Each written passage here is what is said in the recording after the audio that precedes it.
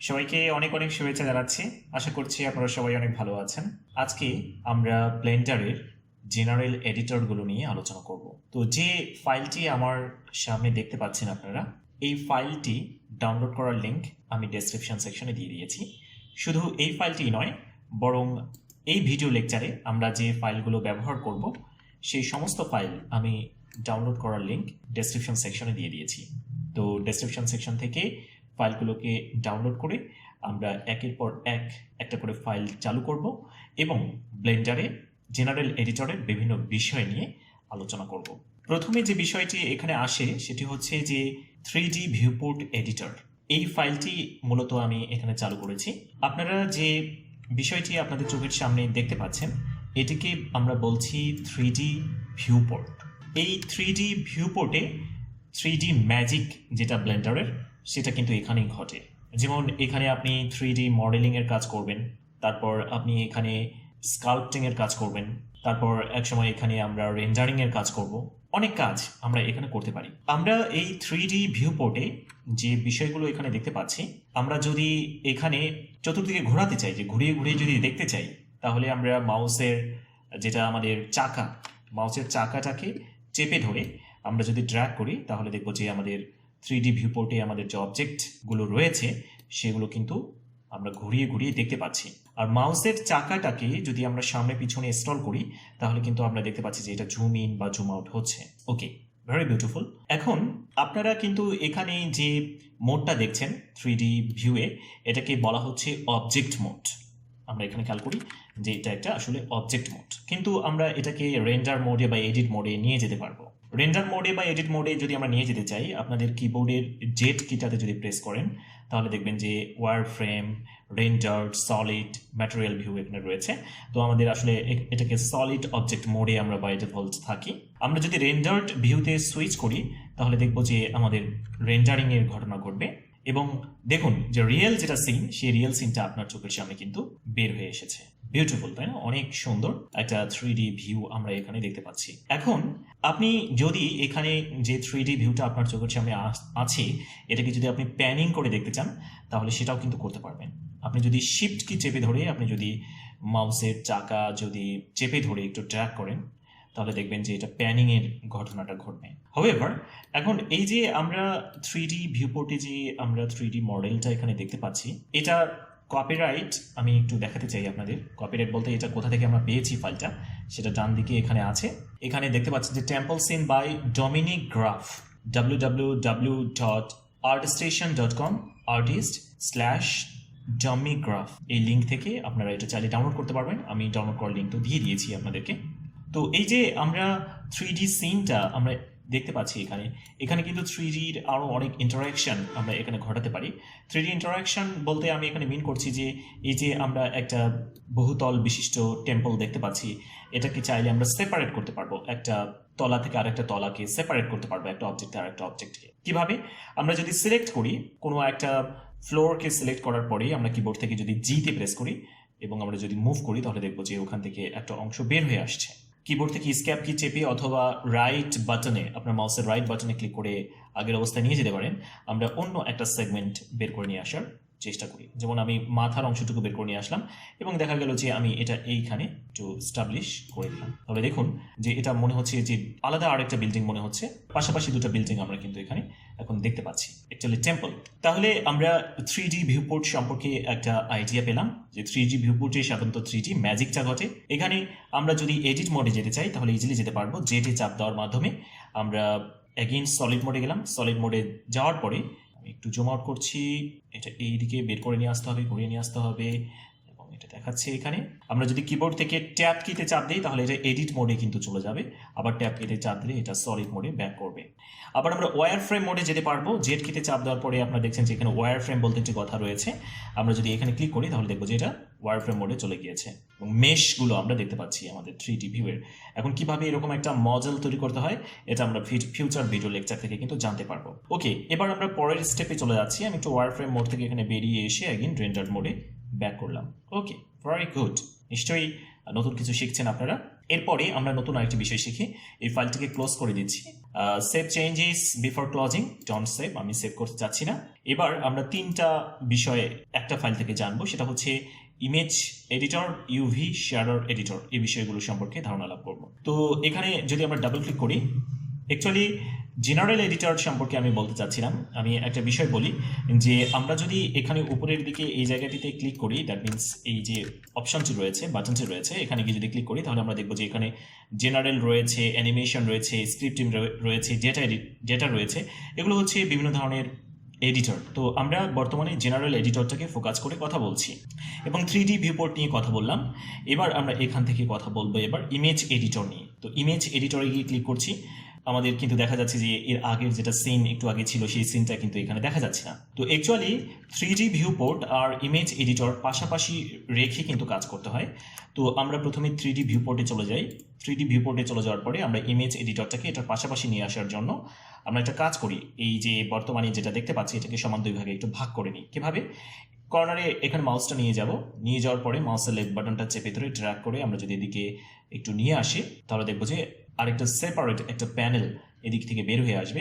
That means আরেকটা 3D viewport বের হয়ে আসবে। এই 3D ভিউপোর্টটাকে এখান থেকে চেঞ্জ করে আমরা এটাকে ইমেজ এডিটর করে নিই। এখন দেখুন এখানে কিন্তু কিছু দেখা যাচ্ছে না। অ্যাকচুয়ালি আমাদের এই ইমেজ এডিটরে আমরা আমাদের যে টেক্সচার বা ইমেজগুলো আমাদের 3D মডেলে ব্যবহার করছি সেগুলোকে কিন্তু আমরা এডিট করতে পারি। উদাহরণ হিসাবে আমরা যদি আমাদের একটা ইমেজকে এখানে বের করে নিয়ে আসতে চাই, ফর এক্সাম্পল দেখুন এখানে অনেকগুলো টেক্সচার রয়েছে, ইমেজ রয়েছে। যেমন হাউসটাতে যদি যাই তাহলে আমাদের হাউসটা এখানে দেখাবে।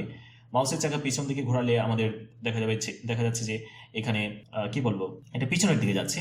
আমি একটা চালু করে নিই। বিষয়টা হচ্ছে যে এন কিতে চাপ দেওয়ার মাধ্যমে আমাদের শর্টকাট VUR এটা এদিকে আছে, এন শর্টকাট VUR এটাকে স্টার্ট করে নিই যাতে করে আমি কি করছি না করছি যাতে করে আপনারা বুঝতে পারেন। তো এই যে ইমেজটা এখানে চালু হলো, অ্যাকচুয়ালি আমরা যদি এই ইমেজটাতে কোনো ধরনের এডিটিংয়ের কাজ করি, আমাদের এই যে 3D মডেলে যে ইমেজটা আমরা ব্যবহার করেছি, কোন ইমেজটা, এই ইমেজটাই আসলে আমরা আমাদের এই 3D মডেলটাতে ব্যবহার করেছি। তো আমরা যদি এই ইমেজটাকে কোনো ধরনের এডিটিংয়ের কাজ করি, আলটিমেটলি সেটার ফলাফল কিন্তু আমরা এই অবজেক্টটাতে দেখতে পাবো। এবং সেটা কিভাবে সম্ভব? আমরা যদি এখানে ভিউ অপশন থেকে পরিবর্তিত হয়ে আমরা যদি এখানে ধরে নেন যে পেইন্ট মোডে যদি যাই, পেইন্ট মোডে যাওয়ার পরে আমরা এখান থেকে এন কি চাপার মাধ্যমে এদিকে আমাদের বাঁ দিকে প্রপার্টি প্যানেলটাকে যদি বের করে নিয়ে আসি এবং এখান থেকে আমরা একটা কালার যদি চুজ করি, ফর এক্সাম্পল একটা পিঙ্ক কালার আমরা চুজ করার পরে আবার এন কি চাপার মাধ্যমে প্যানেলটাকে হাইড করার পরে আমরা যদি এখানে ড্র করি তাহলে দেখবো যে সেম ড্রয়িংটা আমাদের কিন্তু 3D মডেলটাতে অ্যাপ্লাই হচ্ছে, তাই না? অনেক সুন্দর, খুব সুন্দরভাবে আমরা দেখতে পাচ্ছি যে আমাদের 3D মডেলটাতে এটা অ্যাপ্লাই হচ্ছে। আমাদের ইমেজে যা কিছু করছি সেটা অ্যাপ্লাই হচ্ছে আমাদের 3Dতে। আমি একদম ডিপ করে দিলাম, ভেরি বিউটিফুল। ওকে, এখন আরেকটি বিষয় আমরা দেখব, সেটি হচ্ছে যে ইউভি এডিটর।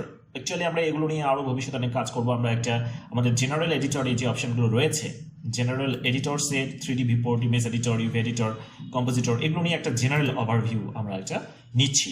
এবার যে বিষয়টি নিয়ে কথা বলবো সেটা হচ্ছে ইউভি এডিটর। ইউভি এডিটরে দেখুন অ্যাকচুয়ালি আমরা যখন একটা 2D ফ্ল্যাট প্লেনে থাকা একটা ইমেজকে আমরা যদি 3D মডেলে ইমপ্লিমেন্ট করতে চাই, এটা একটা 3D আমাদের মডেল। এই 3D মডেলটাতে আমরা যদি, আমি একটু কন্ট্রোল জেড করে আগের অবস্থায় ফেরত যাচ্ছি, কন্ট্রোল জেড চেপে। তো এই যে আমাদের যে ইমেজটা এখানে দেখতে পাচ্ছি এটাকে বলবো 2D ফ্ল্যাট ইমেজ। এই 2D ফ্ল্যাট ইমেজটা যদি আমরা 3D মডেলটাতে অ্যাপ্লাই করতে চাই আমাদেরকে কিন্তু সেটা ইউভি এডিটরে কাজটা করতে হবে। ইউভি এডিটরে কি হয়, আমরা একটু ইউভি এডিটরে যাই, জেনারেল এডিটর থেকে আমরা চলে যাচ্ছি আমাদের ইউভি এডিটরে। ইউভি এডিটরে আসলাম। ইউভি এডিটরে এসে আমরা কি দেখছি, আসলে ইমেজ এডিটরের মতোই আমরা কিন্তু এখানে এইদিকে ডান দিকে খেয়াল করি, ইমেজ এডিটরের মতোই আমরা কিন্তু এখানে আগের ইমেজটাই দেখছি, কোনো পরিবর্তন কিন্তু নেই। কিন্তু বিষয়টি হচ্ছে যে আমরা যখন ইউভি এডিটরে আসলে যেটা করা হয়, আমাদের যেটা 3D মডেল, সেই 3D মডেলটাকে একটা 2D ফ্ল্যাট প্লেনে রূপান্তরিত করা হয়। অনেকটা আনর্যাপিং বলে এটাকে। আসলে 3D মডেলটাকে 2D ফ্ল্যাট প্লেনে আগে আনর্যাপিং করে নিতে হয়। তো আমরা বর্তমানে রয়েছি আমাদের ইউভি এডিটরে। এখন আমরা যদি আমাদের 3D যেটা মডেল রয়েছে এটাকে যদি এডিট মোডে নিয়ে যাই ট্যাব কি চাপার মাধ্যমে, তাহলে আমরা দেখব যে এটা আনর্যাপড অবস্থায় কিন্তু আমাদের ইউভি এডিটরে দেখা যাচ্ছে। এবং এখানে আমরা বিভিন্ন ধরনের শেয়ারিংয়ের কাজ, টেক্সচারিংয়ের কাজ কিন্তু আমরা করতে পারবো। করার পর দেখবো যে সেটার ইমপ্লিমেন্টেশন এখানে হবে এবং প্রত্যেকটা এখানে পার্ট 3D মডেলটার আমাদের 2D ফ্ল্যাট প্লেনে কিন্তু খুব সুন্দর করে এখানে অ্যালাইনমেন্ট করা আছে। তো এটাকে এগুলো কীভাবে অ্যালাইনমেন্ট করতে হয় সেটা আমরা পরবর্তীতে জানবো। এখন ধরে নেন যে একটা 2D ইমেজের বা 2D ফ্ল্যাট প্লেনে যে ইমেজটা থাকে, সেই ইমেজে যে বিষয়াবলীগুলো থাকে সেগুলো যখন আমরা 3D মডেলে ইমপ্লিমেন্ট করতে চাই, তখন 3D মডেলটাকে আমাদেরকে আনর্যাপিং করার দরকার পড়ে ইউভি এডিটরে। সেটা আমরা করলাম। এখন এই যে আমরা ইমেজটাকে 3D মডেলের উপরে ইমপ্লিমেন্ট করতে চাই, এটার জন্য আমাদেরকে অন্য আরেকটা এডিটরে যেতে হয়। সেটার নাম হচ্ছে আমাদের শ্যাডার এডিটর। শ্যাডার এডিটরে আমরা যে বিষয়গুলো দেখতে পাচ্ছি, আমি এনকে চাপার মাধ্যমে এটাকে কলাপস করে নিই ডান দিকের প্যানেলটাকে। আমরা যদি এখানে মাউসের চাকা সামনের দিকে ঘুরিয়ে নিয়ে যাই তাহলে দেখবো যে জুম ইন হচ্ছে। আমরা যদি মাউসের চাকাটাকে এভাবে একটু ড্র্যাগ করে নিয়ে ঘুরে, মানে দ্যাট মিনস মুভ করি, তখন আমরা দেখবো যে কতগুলো নোটস দেখা যাচ্ছে। এই নোটসগুলোতে আমরা দেখছি যে এখানে house.jpg নামে একটি নোট রয়েছে। এই নোটটার সাথে আমাদের যেটা দ্যাট মিনস প্রিন্সিপাল বিএসডিএফ এটার সাথে কানেক্ট করা আছে, এটার কালারের সাথে বেস কালার কানেক্ট করা রয়েছে। অ্যাকচুয়ালি এই যে সংযোগটা, এই সংযোগটার জন্যই আসলে আমাদের ইউভি আনর্যাপড যেটা 3D অবজেক্ট, সেটার উপরে আমাদের 2D ইমেজ যেটা ফ্ল্যাট প্লেইং ইমেজ, সেটা কিন্তু ইমপ্লিমেন্ট হচ্ছে এই সংযোগটার জন্য। এই সংযোগটাকে যদি আমরা এখান থেকে রিমুভ করে ফেলি, এখানে মাউস নিয়ে এসে মাউসের বাটন চেপে ধরে ড্র্যাগ করে যদি ওটাকে সরিয়ে নিয়ে যাই ওইদিকে, তাহলে দেখবো যে এখানে শুধু 3D মডেলটাকে দেখা যাচ্ছে, বাট যেটা আমাদের ইমেজ house.jpg সেটা কিন্তু ইমপ্লিমেন্ট হচ্ছে না। এখন এখানে মাউস নিয়ে এসে মাউসের লেফট বাটন চেপে ধরে যদি আমরা এখানে সংযোগটা স্থাপন করে দিই, তখন কিন্তু দেখা যাবে যে হাউসটা এখানে দেখা যাচ্ছে। এখন যে ইমেজটা নিয়ে কাজ করছি, এই যে মিডিভাল হাউস, এই মিডিভাল হাউসটা আপনি যদি ডাউনলোড করতে চান, এখানে কিন্তু ক্রেডিটটা দেওয়া রয়েছে, আপনি এখানে দেখে নিতে পারেন। লো পলি ট্রিস, এখানে কিছু লো পলি ট্রি ব্যবহার করা রয়েছে। লো পলি ট্রিসটা, লো পলি যেগুলো ট্রি রয়েছে এখানে খেয়াল করুন, এই যে গাছের মতো ছোট ছোট যে গাছগুলো রয়েছে, এইগুলো একটা মডেল। এই মডেল আলাদা একটা মডেল, সেই আলাদা মডেলটা ডাউনলোড হয়েছে blendswap.com থেকে, আর পরেরটাও আমাদের blendswap.com থেকে, একটা ডিফারেন্ট ডাইরেক্টরি থেকে। এটা হচ্ছে হাউসটা এবং আমাদের ট্রিগুলো, দুইটা 3D মডেল একত্রিত করে আমরা কিন্তু এই সিনটা এখানে পেয়েছি বা পাচ্ছি।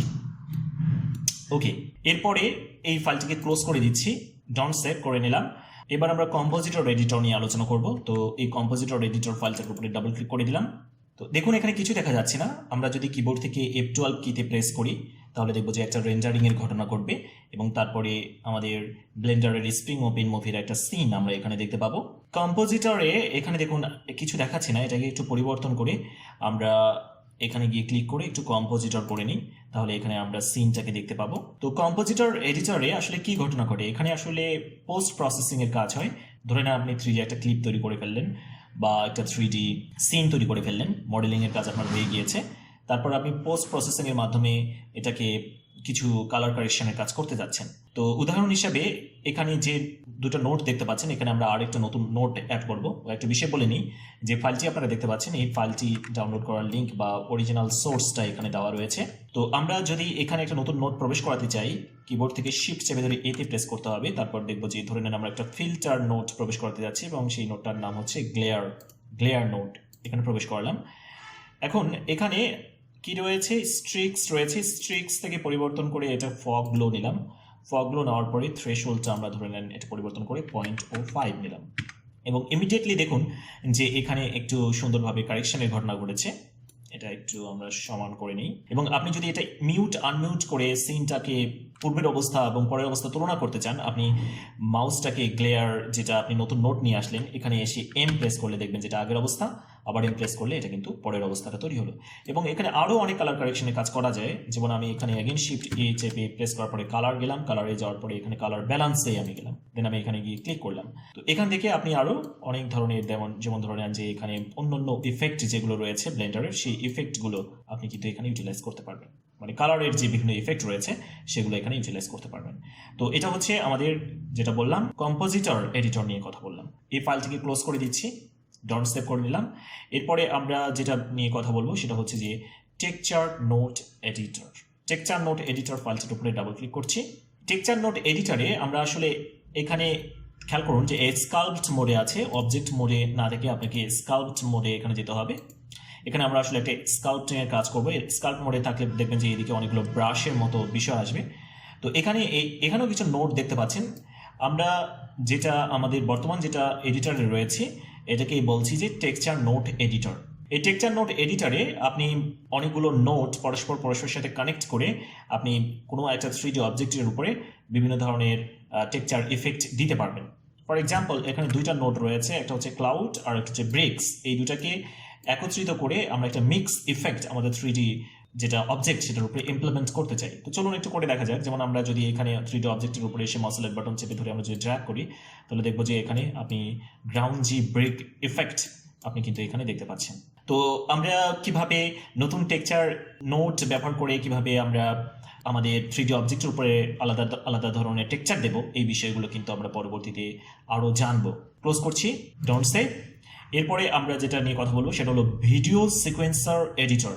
ফাইলটির উপরে ডাবল ক্লিক করলাম। এই যে ভিডিও ক্লিপটা দেখতে পাচ্ছেন এই ভিডিও ক্লিপটাকে কিন্তু আপনি চাইলে এখানে এডিট করতে পারবেন। ব্লেন্ডারে এটার সুযোগ রয়েছে। তো যে ফাইলটি আপনারা দেখতে পাচ্ছেন এখানে এই ভিডিও ফুটেজটি সম্ভবত কসমোস লন্ড্রোম্যাট ব্লেন্ডার ওপেন মুভি সিরিজের একটা ক্লিপ।